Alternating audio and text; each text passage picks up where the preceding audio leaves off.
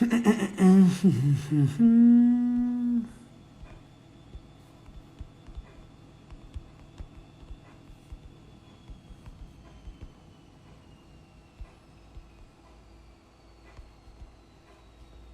Nick, you already here?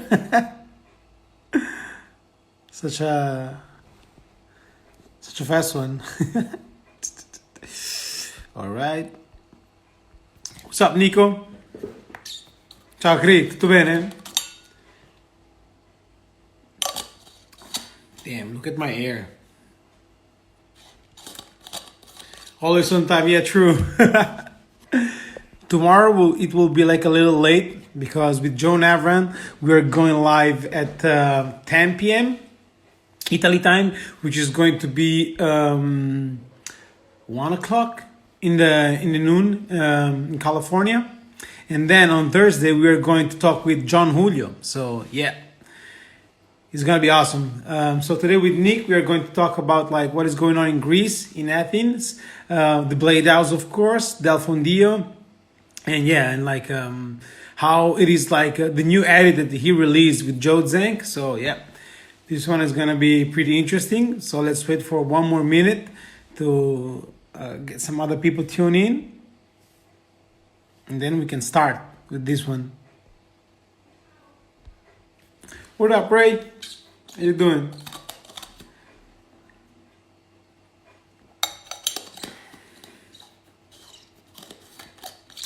As well as on Monday next week, I'm going to talk with Mike Torres, and then on the next week, Carter LeBlanc, Jeff Howard. So yeah, a bunch of people are going to join these blading chats. I'm going to I've asked also Lawrence Ingram, owner of the 50/50 brand. If you guys don't know about it, it's a skate brand.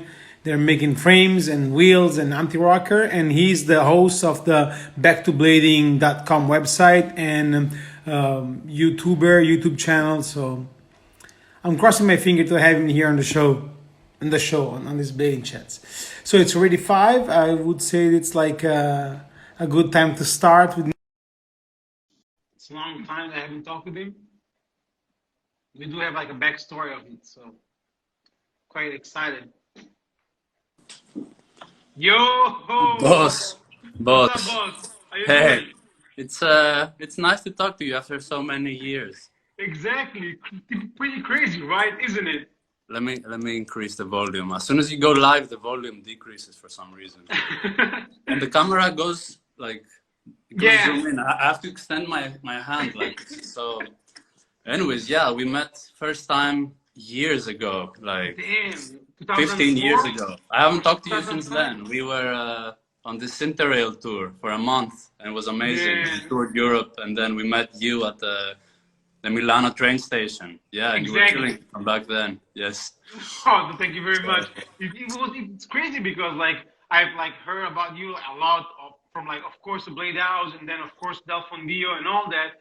And then for some reason when you turned out that you were in Milano and you were the guy, because I still remember clearly that day when we met randomly at the main train station, because back then there was no WhatsApp, Instagram or whatever, right? no, there was nothing. Like that was years ago. That was like we were shooting with video cameras and stuff. You know that old thing. But Exactly. And like yeah. meeting you guys at the main train station was like a huge surprise for me I because remember like you were by yourself, and I was surprised that you were just that guy that goes out skating by himself, and I was like, yeah, respect, yeah, you were killing well, it. thank you very much. But yeah, it was like probably like my routine back then because there was like a group of bladers from the late 90s until like 2004 or something. And then all of a sudden, because they grow and stuff like that, some people quit, other people. So like for like a good like 3-4 years, I've skated alone before like my brother get into the blading world. So yeah, it was like kind of usual to see me skating by myself. Yeah, and I don't know, I call these you guys heroes. It's like here there's so many islands and there's so many kids that used to skate by themselves, and I was always like, how do they do this? Like these guys are heroes. Like I could never skate by myself. So like yeah, respect. Also, I wanted to say like you had Aragon, Enin, O'Neill, like before me, and now like people are gonna be, who the fuck is this guy? Like, no, come on, man. yeah, whatever. You're going into waves. Yeah, I know what you're doing. And tomorrow Navran, and then Julio. Yeah, like I'm the sore thumb in this. I'm not trying, just because I'm super passionate about skating. I'm trying to get like everybody involved, and of course, like everybody who can like, because like for example, you're from Greece. I never get the chance to talk anybody to anybody from Greece. So it's cool to have you here, because so like we all can have like a perspective of what is going on in Greece and in Athens, of course, and then you're like the owner of the Blade House. So I mean. I mean, you know, I live here. We're here right now. You know, I'm in my little room, my office, where I work and stuff.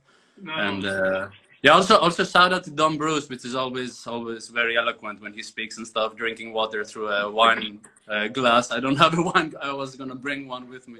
I don't have any wine. I don't drink wine, so there's no wine glasses here. I wanted to put some water as well.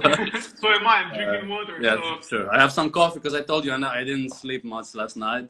So yeah, I'm drinking coffee and ready to talk to you about anything you want to ask, really. Because I'm saying you had all these great people before me. Now people are gonna be, who the fuck is this guy? So please shoot with answers, shoot with your questions. I'm here to. No, yeah. Man, I'm happy, and thank you for your time. Thank you for letting me participate in this. And yeah, how are things there, like in Lombardy? I mean, crazy. The government says that like we are going to change a couple of things the 4th of May. So everybody's looking for it, but as well as like the government, and especially like the chief of like the Lombardy says, all right, guys, we are going to be able to do some stuff. So like less restriction and things like that, but like be careful, because you know the numbers can increase in a minute, and like we all know that like if they're going to shut down the second time, it will be like a killer move, like to everybody, to the industry, to everything and everyone. So we need to definitely be like super careful on what we are doing on the 4th, like from the 4th of May, and yeah, after that, like we have to cross our fingers to see like if the economy will start to. Man, I hope all the best, and we can you know, you could maybe visit someday. You know, soon enough. That would be great. I would love.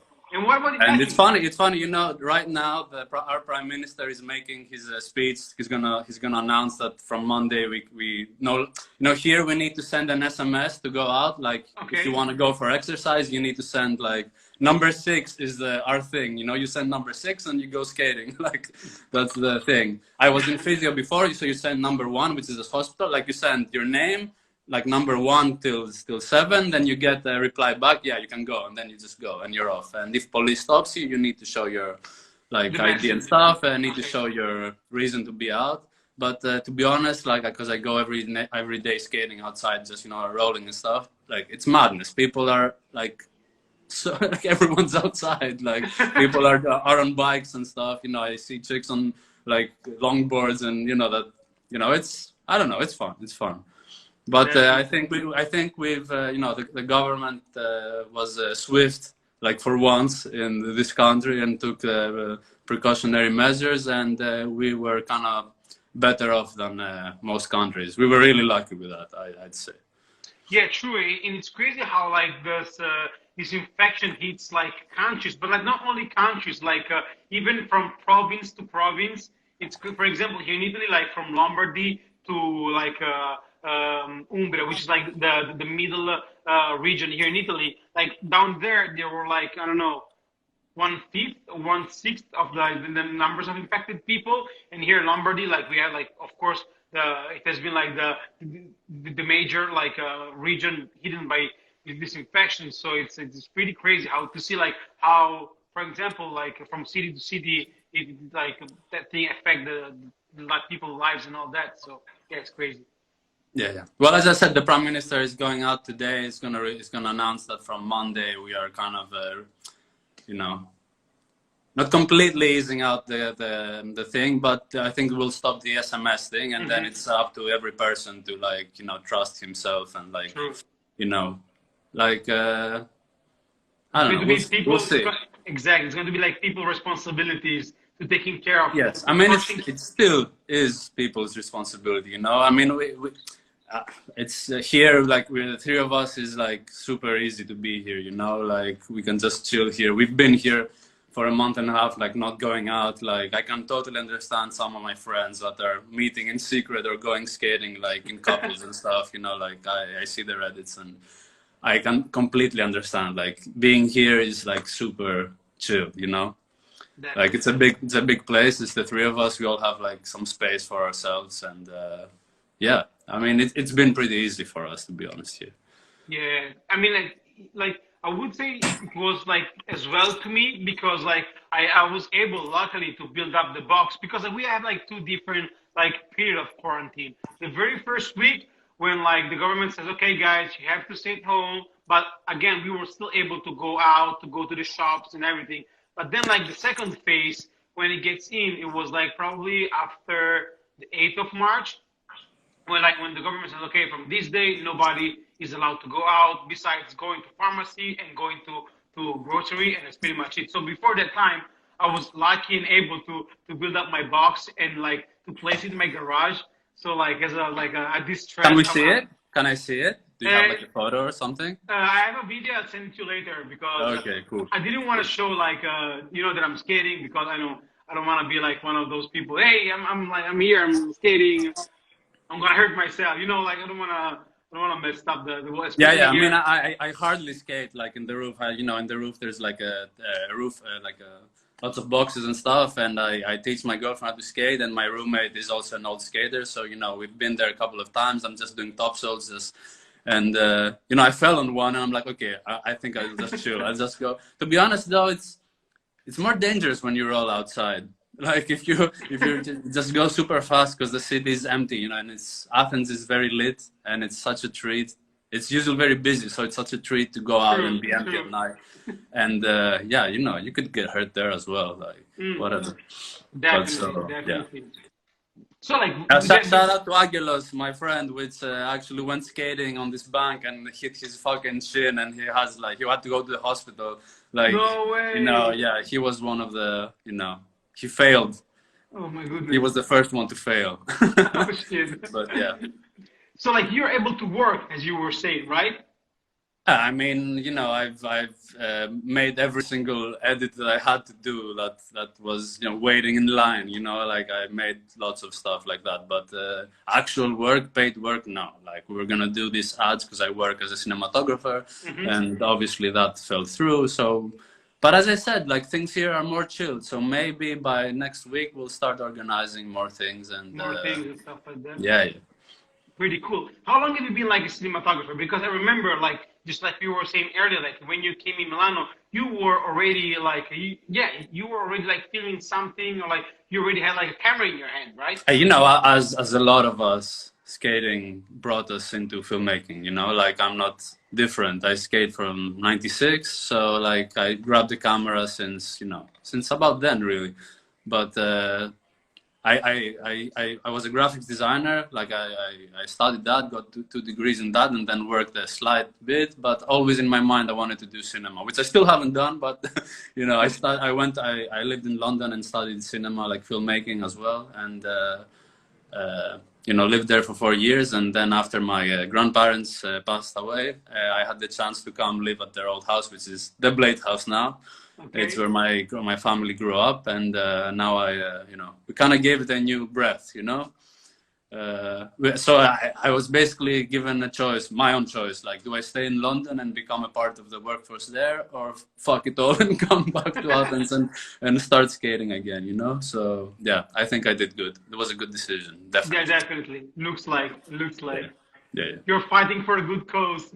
I breathe rollerblading, you know, like I'm one of the behind the scenes people, you know, like I'm I don't know, so many things that I do are revolved around blading in some way, like either filmmaking or the events or like all my friends, you know. See, that is why I wanted to have you here at the show, at this thing, because you're doing like many things for the blading scene. So come on, like don't be give yourself some credit because like No, there's a lot. it's all, we're small potatoes. Cascade is small potatoes, but we have our new team, and Cascade, our crew, it's been going on for 20 odd years.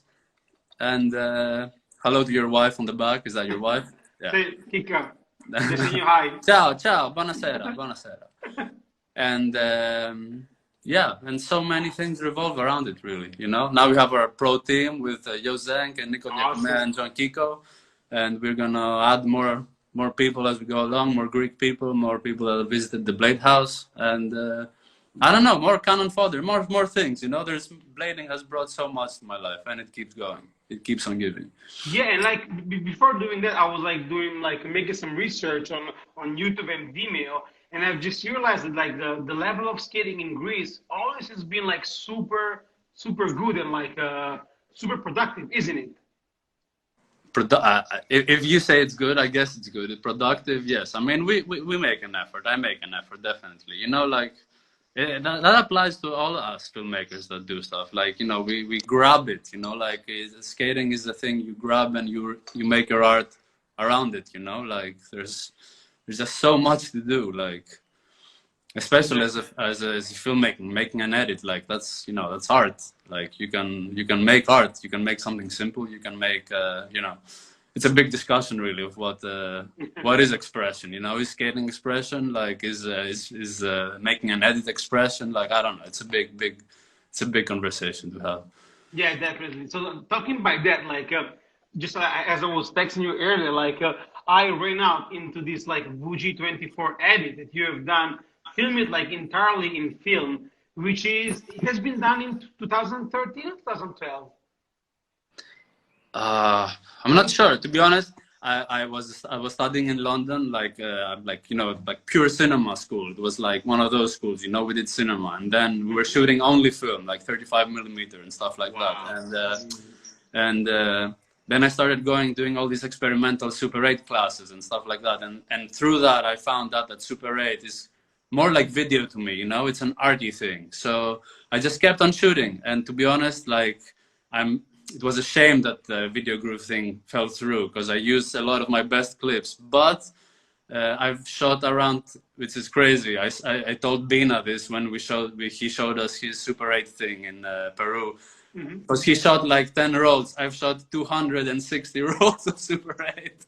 And I have this extensive thing of this film I want to make. And it's been 10 years of shooting now. And it's like a never releasing project. It's one of the things that just keeps on building. And I hope one day I will finally release it. I don't want to just make a skate video with it right at this point. It's going to be like something different. No, so. Definitely. But man, like, oh my goodness. I just bought like, I do have like the Nizzo 516. Yeah, I just bought it like in a store here in Milano. And it the what? Sorry, I didn't get that last bit. The Nizzo 516. Oh, Nizzo. You got a Nizzo Brown. Yeah.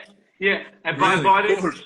And it works Nizzo Brown was the designer of Nizzo Brown. He's still alive, and he's the one that inspired the Apple products. Like that. Yeah. If you see, like Brown has this thing it's a kitchen appliance, but looks exactly like an old iPod. It's like a white with narrow and this round thing in the middle. Like that design.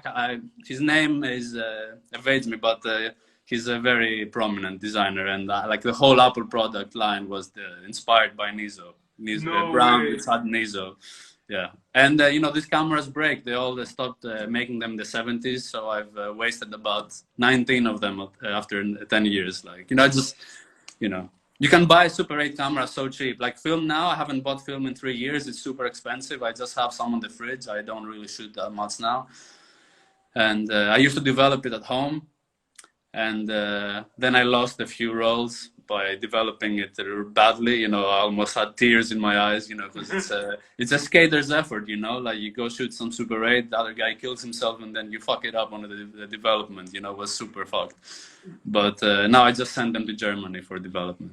Sure. And I just got a Bolex 16mm, so I think I'll evolve into this now. So we do have a shout out from Chris Poller from Melbourne.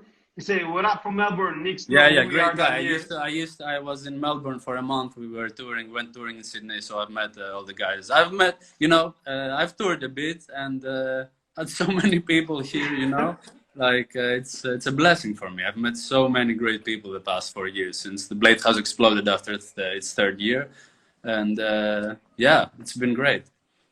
And like tell us something more about, yeah, of course, the Blade House, and of course the competition that happened down there yearly, because it looks like something pretty cool, and like year after year it looks like the people get involved in it. It's like they grows, and like the number of the people and the Yeah, participants. it's definitely created this, heightened sense of community around the neighboring countries and stuff. But the thing is, it's funny how it started, like, because I've been organizing events here, local events, for years before that.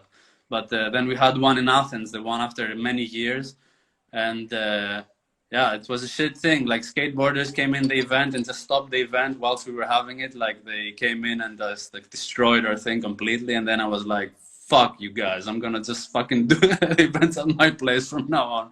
So it was like, then that was the starting point. Like, that nothing had happened. I returned from London, and then I was like with my friends, as an inside joke, let's create a bowl in the living room. And then for some reason we started designing it. It was just it wasn't real yet. It was just a thing. And then we started designing it, and because it took a long time, then I was like, let's build some boxes on the roof, and one thing led to another. I think Tim from Blackjack was the first one to visit, like, and then we had Jonas Roge and all his crew, Brice Berlin, we had Dan Collins. These were the first people to come and visit for, they spread the word, and things went exponentially. Grew exponentially from there. So I really have to thank them also for whatever is happening, because like, I've made so many friends through this. It's amazing for me. It's amazing to me. It's not even about blading. No, and it's pretty cool to see like how everybody, like I had like Joe and who also told me, probably Thomas Dalbis. He told me like a lot of great thing about the Blade House. Yeah. He had a great time. He and his brother had a great time. Yeah. He and Jeremy, Joe, right? Joe who Joey do you mean? Zenk. Joe Zenk, yes. Sorry, my I lost you a little bit. Yeah. my mom called. I had to press decline. Sorry. No, my bad. Like I don't want to steal your time, huh? No, come on. It's all good. It's all good. And so yeah, with that being said, like how did you ended up to have like from people all over the world to like the most famous people from all over the world, the Cayenne Project crew? I think Dan Collins was telling me he was in Roskilde after he'd visited, and him and his boys had a great time. And the guys, Carsten and the guys were like thinking where to go next, and he's like, instigator, kind of telling, yeah, you should go there. And it was pretty chill. They just messaged me. A year before that, Shima had contacted me, his wife actually, and they were like, we're gonna bring the SSM team, this, that. And then like a month, and then a month later, like the team fell through, like SSM fell through, so that didn't happen. And I don't know, they came and we had a great, like, that's a chapter by itself, like the Delfon days, it was amazing for me, like there's so many great memories, so many great stuff to talk about. So yeah, if you have any questions, I'd be happy to. Yeah, is there like any backstage story or like funny story that happened through the? Because there's a lot. There's like Joe Atkinson almost put the house on fire twice. Like him and Benny. Like I had these like fireworks at home that were for New Year's, where you put them outside the house and they go like really high into the air, and he thought it was a hand one. And like on the Athens premiere, like at 3 a.m, we all hear an explosion, like, and from the kitchen, like fumes, and like Joe Atkinson comes in through the smoke. And this other time he like forgot the kitchen appliance, or when we were, but that's like a funny moment. When we were in Thessaloniki, our car was stolen, and they stole like the stuff from the guys, like laptops, bags with money of Joe's money from his China event that he wants, like a few thousand like No fucking dollars, way. whatever. And they were fucking bosses, man. They went, you know, because universities here, they have asylum, so police cannot get in the university. So Okay. like criminals actually go in the university and hide their stuff there. And there were such bosses, like I would never do this. They went after them, you know, and they found the bags. The guys, the junkies, whatever, hadn't even found the money. Like Joe, I think, found his money and found his like they lost a laptop and some passport or whatever, but they found some stuff back, which was great. And like the good stuff, obviously, you know, like getting to shoot your heroes, stuff that people that were your heroes, and then became friends. You know, like that. On one hand, you know, it's nice because you have your heroes growing up when you're in a faraway place. But now, you know, that changes because they're not heroes anymore. They're just buddies. They're just friends. You know, so you kind of lose your heroes, but you win something else, which is a great thing, I guess. True. And, True. I yeah, mean, if anyone's watching, you know, like. Greetings, and we miss you, and hope they can come back. Like a fun fact is, besides the Cayenne guys, Wagner has been here before, but everyone that's visited the Blade House has been back in less than a year, like almost everyone. So I guess we're doing something right. They're having fun. no, awesome, awesome. I do really love your mission because, like, that's something pretty fresh and something pretty cool for our scene. So, thumbs up for what you're doing, man. It's pretty remarkable Thank you. for our I hope scene. you can. I hope you get to visit it because Definitely. it's a pretty crazy event. Like I was thinking actually, like because people were asking me, like I think I got it from my mom because growing up, I remember my mom having these parties. You know, like a lot of them, like not crazy parties, but you know, different, various ones. Like you know, I even have this recollection when my mom was in this car crash and was like in bed because she had like glasses everywhere and she was on the bed having a party. Everyone was standing around, you know.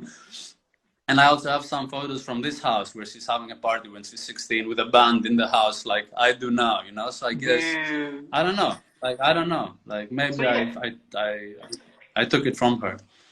two questions. Like one is the same as Chris is saying. Like the neighbors, like what they're saying, like because like I don't know, probably I suppose like during those parties, the people and like Look, Athens and generally the place we are here has a lot of old people, and all of them Mhm. knew my grandfather. This house here was the first to be built in the 50s, so it was like Wow. you know, it was an empty landscape here, and now everyone like I'm the protected kid. You know, there's only one crazy person. She's like the youngest around, and she was the one to call the police a couple of times. But you know, Really? like we have a very strict regulations according like to time. Like after 10, there's no we don't skate. Like I try to keep it legal so people Mhm. can't say anything. But like calling and I keep hanging up. I'm sorry, mom, if whatever. And We- yeah, We're gonna do it in 10 minutes. the neighbors are really cool. The neighbors are really cool. Did they Yeah. come like every now and You then? know, they when we're not on the roof, they come out on their balconies and they watch and stuff. You know, yeah, Crazy, yeah, yeah. crazy.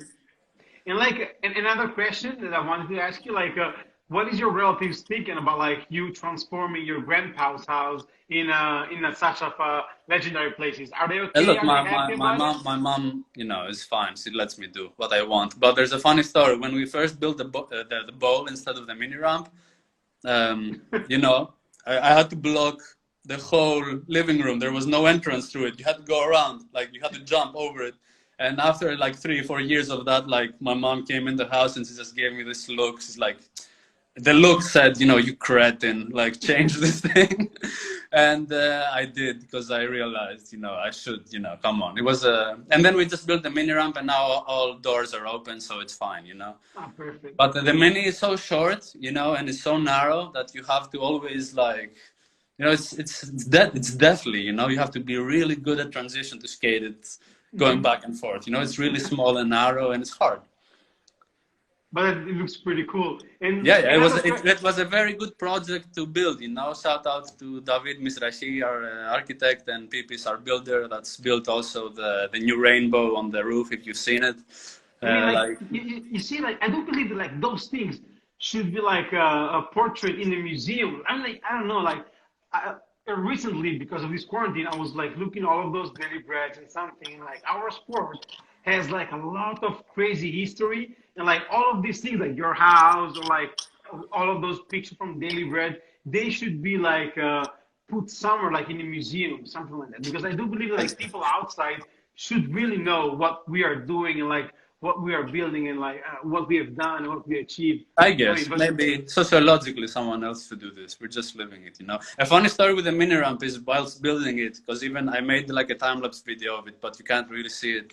It's I don't know if there's another mini like it, because we made the missing piece like in the middle. You can actually add it on like Lego, and the no builders. way. Yeah, you can. I mean, it's there. You can just put it if you want. It took them 8 tries. Like they were maddening each other, like the architect with the builder, like together how to make it completely perfect so you can just slide it in and and it fits in perfectly. And that was fun to make. And I think we're also the first ones to actually in this country to like build a mini where you put the wood sideways. That was so hard, we needed like 10 people to press on the thing Oh till my we drilled goodness. it, like so yeah, it's fun projects to do. I have to send you the link of a good friend of mine, Louis Villar, blader from Lyon. He's doing the same thing. Like right now he lives like quite outside of Paris, but he's transforming during his quarantine. He's transforming his house in a skate park. So yeah, later I'm gonna send you a couple of pictures of what is he doing. And Freddie White had showed me some French guys that had did this other so thing, which was crazy because it was way more like punk. They were just jumping off the off like the windows and doing stuff I like that. thought Like, it was a that's different crazy. thing. And shout out to Freddie as well. Have you ever been to Greece? Me? No, never. Yes. Like never, Anyway, never we ever. our most famous food is like the souvlaki. It's like a pita wrap, which is like Okay. is the main Greek thing, and you eat 1 or 2 max. And Freddie White has this eating contest thing, so he ate 6, which is like unheard of. People were like, no, never, it will never happen. And then he ate Impossible. 5. Next year he ate 6. And let's see if he goes for the 7. I don't know. We need an ambulance for that next year, definitely. It will be great. Yeah. There's a question from Joy Egan. He said, like, who would you like most at the Blade House? Who? Who would you like most? The Blader would you like most to have it as a guest at Who your would I Blade like House? to have here as a Yes, guest? exactly. Oh, I don't know, man. Like I like to make friends. And it's a good question. I don't want to say this or that, and it's not like I don't know. Joe Egan, come here, get over here, buddy. I don't know. Like, really. It would be great. Join the Um, man. yeah, really. I don't. When I heard like the SSM team, like we don't have many Americans that have been here. Not that many, like very few, and most of them have been besides the Blade House days. The Blade House event is not just that day. The last 2 to 3 weeks, people come and we go beach camping, and then there's like a week of Athens sessions. Like there's an event, and then the next Monday after the event, we all take a big trip to Andros Island, which is the Blue Enigma Hotel, which in Delfon you can see those the Beehive. Sizemore called it the Beehive and stuff like that. So it's like I'm touring people. I'm like the hospitable Greek. Very Yeah. very stereotypical. But So right now you do have like already 2 persons because Joy said I'm down as soon as this finished, and Ray Mendes from New York. So you have like a brother from Ireland and a brother from New York coming I've visit seen you. Ray. I've seen Ray. He's a legend. Yeah, I've seen Ray. I've known the name for years, and it's always I'd love to have like I don't know so many people. Like heroes. Bring them on. Let's stop making them heroes and become friends. Great, great. Yeah. That's awesome. So like with that being said, like as soon as like all of these things is going to end, what are you going to do? Like what will be your very first thing to do after all of this quarantine thing will be over? Man, I like as I said, it's pretty chill here, but I haven't chilled with my buddies, which I used to do every single day. Like I was that person. Like my friends were here like 5 days out of the week. They were here, and we were having like You know, we were chilling, we were skating. I run this film club at the house. It was twice a week for the past 7 years. Like, we've seen over 400 films. You know, I'm a cinema geek, so I like to show my friends films and stuff like that. Like, just go back to our normal reality, you know? Like, I miss my friends dearly, definitely. I mean, they come and visit. I see them from the balcony. I give them a chair. They sit in the garden. Like, you know, we had that going on, but only a slight bit. To be honest, like, I made fun of them when they went skating. Like, you know, you guys go skating, but I won't see you for a couple of weeks. You know, like, stay the fuck away. And I don't know. We've had a very low death count and very low count of new infections. So I hope like it stays that way. You know, like. True. Because it's a summer place here, you know, and summer is just creeping in the corner. At the corner is like, it's so sunny now. It's like it's hard to stay indoors. I'm a guy that stays indoors a lot of the time, so it was kind of easy for me. But I can totally understand my friends that are going a bit loco, you know. True, and like we have like an important question from Asia. She asked, like, Blade House this year is gonna happen. Do you think it's gonna happen? I don't think so, but I'm going forward with it. You know, it might even happen only for Greeks. I don't know. Like, we'll see. Because, you know, last year we made every year we change it up. We try to make it a bit better. We always have live shows, and last year we made a Blade House band, which is like, I don't know. I think it's one of the world's best cover bands, and I dare to say this because like. They had such a huge range, and they're an amazing band, and we had that going on for us. And now they can't even meet for them to have rehearsals to do this. I don't even know if we'll be allowed to have so many people in a space. So I'm going forward with it, but maybe we'll change the date, maybe this, that. If people from abroad can drive here, yeah, all for it. Let's do it. Like, great. I don't know. I have no idea. You know, like. Maybe 1 year off will do good for it. Yeah, whatever. Whatever, like. But I'd like to, you know, it's 18 people watching. I'd like to invite all of you guys to, you know, try and visit us. You know, we'll show you a great time. Like, that's the stereotypical hospitable Greek. You know, like Zeus, like the god, the hospitable Zeus. You know, I guess we have it in our blood somehow. I don't know. I have it.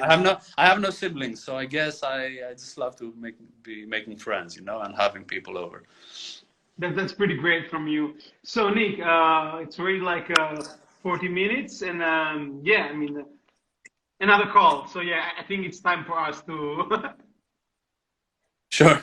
It was great to talk to you, and really, I hope you get to visit. I hope you get to visit. Definitely, I will make it. And no, thank you for your time. Thank you for all the things that you've shared with us, and thank you for doing what you're doing with the Blade House and to the whole like Greek scene. Because man, Blading has given me so much. I'm just giving a slight bit back, and yeah, let's keep going for more. You know.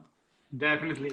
So my man, it was like super cool, like to see that like you were the guy that they met back then in 2005. Yes. I'm trying to remember how long ago. Maybe that was actually 20 years ago. You know, I've been skating for 25, so maybe that was 20 years ago. That was like early 2000s. I do believe it was like 2000 because I was alone, so it must be 2000. At least 3, like 2003, okay. 2004. It has to be that period because before that we used to skate with a lot of friends in main train station all the time. But if I was alone, it must be like 2002, 2004. 16, okay, 16 years, okay. Well, you look the same. Give my greetings to your wife, and I hope you guys are there. Peace there, stay safe. And thank you so much. And I mean, like thank you to everyone listening. You know, like, definitely whatever. Thank you guys. Like, I don't know why you would listen to me, but yeah, let's keep going. Let's keep going. Boss, thank you so much, and looking forward to see you pretty soon maybe at the Blade House. Okay? Yeah. Arrivederci. Arrivederci. Bye bye.